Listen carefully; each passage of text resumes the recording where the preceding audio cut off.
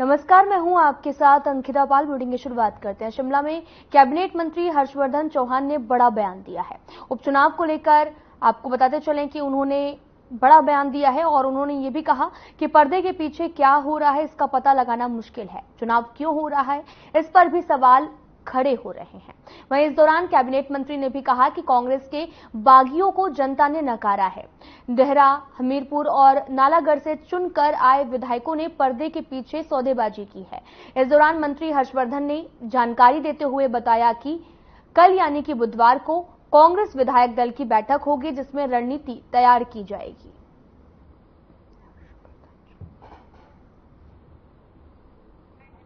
आपको बताते चलें कि कैबिनेट मंत्री हर्षवर्धन चौहान का बड़ा बयान सामने आया, जहां पर उन्होंने उपचुनाव को लेकर हमला बोला है और साथ ही उन्होंने कहा कि चुनाव क्यों हो रहा वे बड़ा प्रश्न उठता है। साथ ही उन्होंने कई तरह के उपचुनाव को लेकर सवाल दागे हैं। दरअसल आपको बताते चले कि अभी हाल ही में लोकसभा चुनाव संपन्न हुए हैं और अब उपचुनावों की तैयारी है और इसको लेकर लगातार कैबिनेट मंत्री सवाल खड़े कर रहे हैं। कैबिनेट मंत्री हर्षवर्धन चौहान का बड़ा बयान भी सामने आया, जिस दौरान उन्होंने उपचुनाव को लेकर सवाल भी दागे और कहा कि आखिर उपचुनाव क्यों हो रहा है, ये एक बड़ा प्रश्न है। अब उन्होंने चैलेंज किया है कि इसमें वायवा है। तो हिमाचल प्रदेश में जो 3 उपचुनाव हो रहे हैं, जिसकी वोटिंग जो है वो जुलाई महीने में है। प्रश्न ये है कि चुनाव क्यों हो रहे हैं। सबसे बड़ा प्रश्न है कि चुनाव क्यों हो रहे हैं। 3 विधानसभा क्षेत्र की जनता ने अपने प्रतिनिधि को विधानसभा में भेजा और क्या ऐसी परिस्थिति बनी कि 1.25 साल के बाद उनको दोबारा से त्यागपत्र देकर के चुनाव में जाना पड़ रहा है। जब जनता ने 5 साल के लिए इनको विधानसभा में भेजा था और विधानसभा में चाहे सरकार का विरोध करते चाहे सरकार का समर्थन करते, ये एक सबसे बड़ा प्रश्न है। जनता का जो पैसा है, पब्लिक मनी का जो है वो खर्च हो रहा है और करोड़ों रुपए के आधार पे पैसा खर्च किया जाएगा। उसके लिए ये जो चुने हुए प्रतिनिधि पूर्व विधायक हैं वो जिम्मेवार हैं।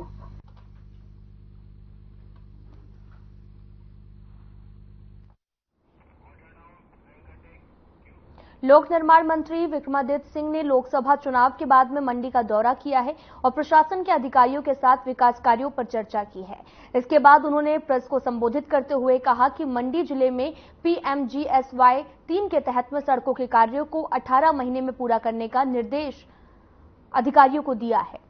उन्होंने इस दौरान ये भी कहा कि मैं मंडी जनता के फैसले का सम्मान करता हूं, लेकिन जो मैंने घोषणाएं की हैं उनके बतौर लोक निर्माण मंत्री प्राथमिकता के तौर पर पूरा करने का प्रयास भी करूंगा। साथ ही उन्होंने ये भी कहा कि प्रदेश में शहरी विकास और लोक निर्माण विभाग के केंद्रीय मंत्रियों के साथ मैं मुलाकात करूंगा और प्रदेश में विकास कार्यों में गति देने के लिए भी सहयोग का आग्रह करूंगा। आपको बताते चले कि विक्रमादित्य सिंह ने यह भी कहा कि कंगना रनौत यहां से सांसद हैं, लेकिन देखना यह होगा कि कितना जनता के विकास कार्यों में अपना सहयोग करती हैं।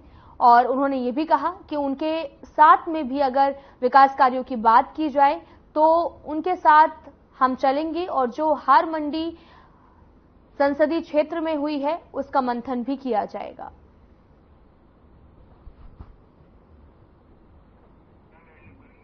आपको बताते चलें कि वादों को लेकर विक्रमादित्य सिंह का जो है वो बड़ा बयान सामने आया। उन्होंने कहा कि कंगना रनौत कितना काम करती हैं ये देखना होगा और जो भी सहयोग होगा वो कंगना का किया जाएगा वादों को पूरा करने की। उन्होंने कहा कि जो भी वादे कंगना रनौत ने किए हैं उसे वो पूरा करती हैं या नहीं ये तो देखने वाली बात है और साथ ही 18 महीने में पूरे जो वादे हैं वो होंगे या फिर नहीं। मंडी पहुंचे हैं मंत्री विक्रमादित्य, जिस दौरान उन्होंने कंगना रनौत पर निशाना साधा और साथ ही उनको साथ देने की बात भी कही है।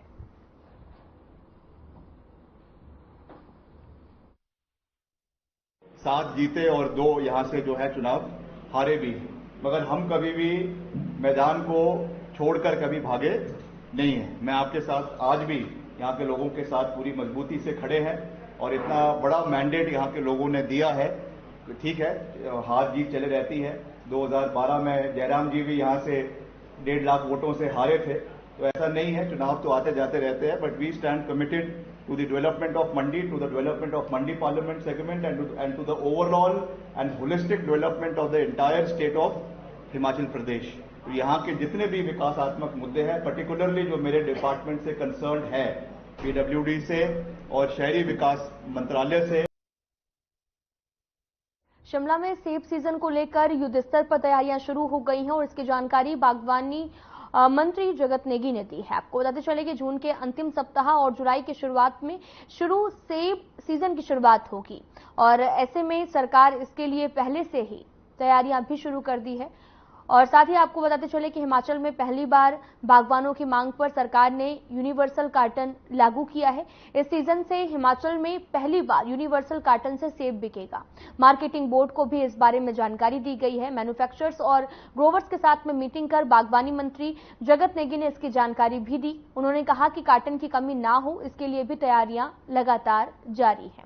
सीजन शुरू होने से पहले ही PWD विभाग, हॉर्टिकल्चर और साथ ही ट्रांसपोर्ट पॉलिसी डिपार्टमेंट सभी DC के साथ में बैठक में उचित दिशा निर्देश दिए जाएंगे। आपको बताते चलें कि सेब सीजन को लेकर लगातार जो तैयारियां हैं वो जारी हैं और नेगी ने जानकारी भी दी है और सेब सीजन को लेकर यूनिवर्सल इस बार सेब जो है वो बेचा जाएगा और सब जगह सेब की जो बिक्री है वो की जाएगी। इस दौरान कार्टन की कमी ना पड़े, इसको लेकर भी लगातार तैयारियां जारी हैं ताकि कार्टन की कोई कमी ना हो। यूनिवर्सल कार्टन में ये जो सेब है वो बिकेगा, जिसकी जानकारी मंत्री ने दी है और उन्होंने कहा कि सेब की जो उत्पादकता है वो ज्यादा बढ़ी है और अब कार्टन की कोई कमी ना हो, जिसको लेकर लगातार निर्देश दिए गए हैं।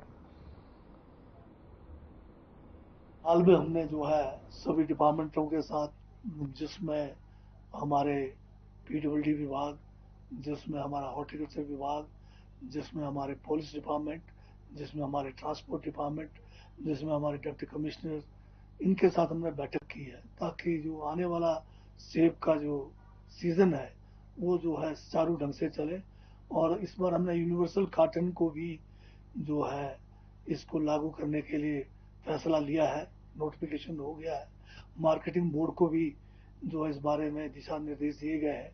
उन्होंने भी कई मीटिंग्स की है मैन्युफैक्चरर्स के साथ, ग्रोवर्स के साथ। इनको दोबारा से और मैन्युफैक्चरर्स और ग्रोवर्स के साथ मीटिंग करने के लिए कहा है।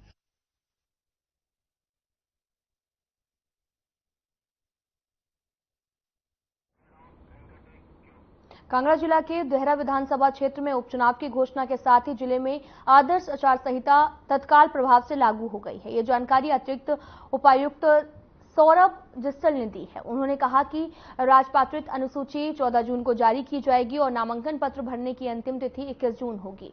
नामांकन पत्रों की छंटनी 24 जून और नामांकन वापस लेने की अंतिम तिथि 26 जून रहेगी। उन्होंने ये भी बताया कि चुनाव 10 जुलाई को आयोजित किए जाएंगे, जबकि 13 जुलाई को मतगणना की जाएगी। 15 जुलाई से पूर्व चुनाव पूर्ण किए जाएंगे। उन्होंने ये भी कहा कि निष्पक्ष और स्वतंत्र निर्वाचन के लिए भी कई स्तरों पर कमेटियां गठित की गई हैं।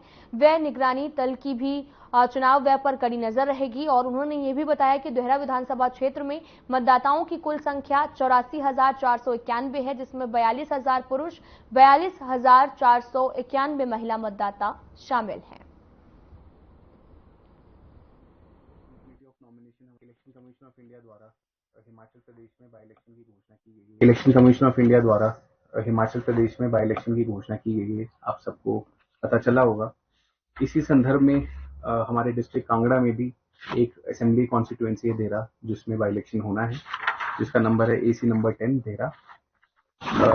Date of issue of notification 14 June 2024 से है। Last date for filing nomination हमारी 21 जून से है। Date for scrutiny of nomination हमारी 24 जून को है। लास्ट डेट फॉर विड्रॉल, मतलब कि आप जो एप्लीकेशन दे रहे नॉमिनेशन जिसको विड्रॉ करने के लिए 26 जून का डेट दी गई है। डेट ऑफ पोल हमारा 10 जुलाई है और डेट ऑफ काउंटिंग उसके अंदर 13 जुलाई को है। और सारा का सारा जो इलेक्शन का प्रोसेस है हमारा वो 15 जुलाई को रैप अप हो जाएगा। तो मिड जुलाई नेक्स्ट मंथ तक हमारा ये सारा जो बाई इलेक्शन है ये इसका मोटे तौर पर शेड्यूल है। थोड़ा सा मैं आपको EC के बारे में बताना चाहूंगा। ये हमारी असेंबली कॉन्स्टिट्यूएंसी देहरा है, इसमें लगभग 42,000 मेल हैं और 42,491 फीमेल्स हैं। टोटल ये लगभग 84,491 वोटर्स हो गए। इलेक्शन कमीशन ऑफ इंडिया द्वारा हिमाचल प्रदेश में बाई इलेक्शन की घोषणा की गई। राजधानी शिमला में इन दिनों जहां गर्मियां अपने चरम पर हैं, शहरवासियों को पेयजल की समस्या से जूझना पड़ रहा है। पेयजल समस्या के चलते शिमला जल प्रबंधन ने शहर में पानी की सप्लाई भी एक दिन छोड़कर करती है। बावजूद इसके प्रतिदिन राजधानी में पानी की टैंकरों की मांग दिन पे दिन बढ़ती जा रही। शिमला में प्रतिदिन लगभग 50 टैंकरों की मांग आ रही है। तंग रास्तों के कारण बड़े टैंकर कुछ क्षेत्रों में पहुंच ही नहीं पा रहे हैं, जिसके चलते नगर निगम ने इस समस्या से निपटने के लिए अपने बेड़े में 2 छोटे टैंकर और शामिल कर दिए हैं। अब नगर निगम के पास छोटे टैंकरों की संख्या 3 हो गई है और जिसके कुछ हद तक शहरवासियों को पेयजल समस्या से राहत मिलने की उम्मीद है। विधायक हरीश जनरथा और साथ ही महापौर सुरेंद्र चौहान ने भी 2 छोटे टैंकरों को हरी झंडी दिखाकर रवाना किया। विधायक हरीश जनरथा ने कहा कि गर्मी के दिनों में राजधानी शिमला में पानी की समस्या हो जाती है, लेकिन इस साल इस समस्या ने विकराल रूप धारण नहीं किया। इस साल भी शहर में तीसरे दिन पानी की सप्लाई की जा रही है।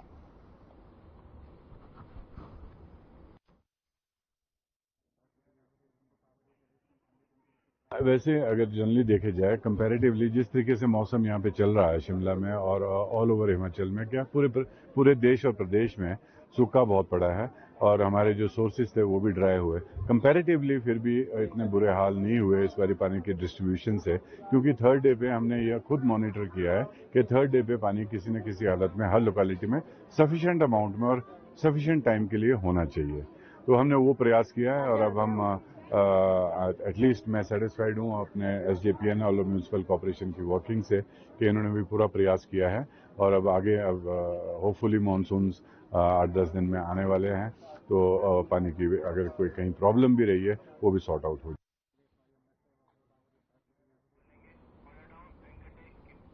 राज्य स्तरीय शूलिनी मेला इस बार 21 से 23 जून तक आयोजित किया जाएगा। मेले की तैयारियों को लेकर सोलन में उपायुक्त मनमोहन शर्मा की अध्यक्षता में जिला स्तरीय बैठक का आयोजन किया गया है और बैठक में मेले को सुनियोजित तरीके से करवाने के लिए भी आपको बताते चले कि उपायुक्त ने अधिकारियों को उचित दिशा निर्देश भी दिए हैं।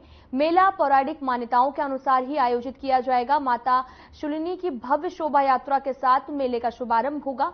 आदर्श आचार संहिता लगने के कारण मेले में मुख्यमंत्री और मंत्री उपस्थित नहीं रहेंगे। सरकारी प्रदर्शनियां भी प्रदर्शित नहीं की जाएंगी।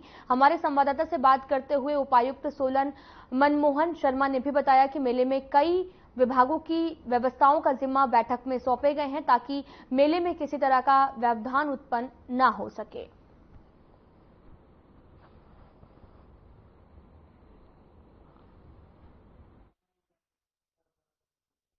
आज हमारी शूलिनी मेला की समिति की बैठक थी और उसमें मेले की तैयारियों का जायजा लिया गया और क्योंकि हमारी दूसरी बैठक थी, इससे पहले भी एक बैठक का आयोजन कर दिया गया था। अब इस बार एक सुझाव आया था लोगों का कि जो कल्चर प्रोग्राम है उसको पुलिस ग्राउंड शिफ्ट करें, क्योंकि ठोडो ग्राउंड में जो व्यवस्था है वो कई बार चरमरा जाती है क्योंकि छोटा स्थान है और पब्लिक ज़्यादा आती है। वो सुझाव आज हमने चर्चा की थी, परंतु जो ज़्यादातर जो नॉन ऑफिशियल मेंबर्स थे उनका ये कहना था कि नहीं, इसका स्थान बदलना उचित नहीं होगा और अभी जो पहले की परंपरा चली है उस हिसाब से ही इस मेले का आयोजन किया जाए।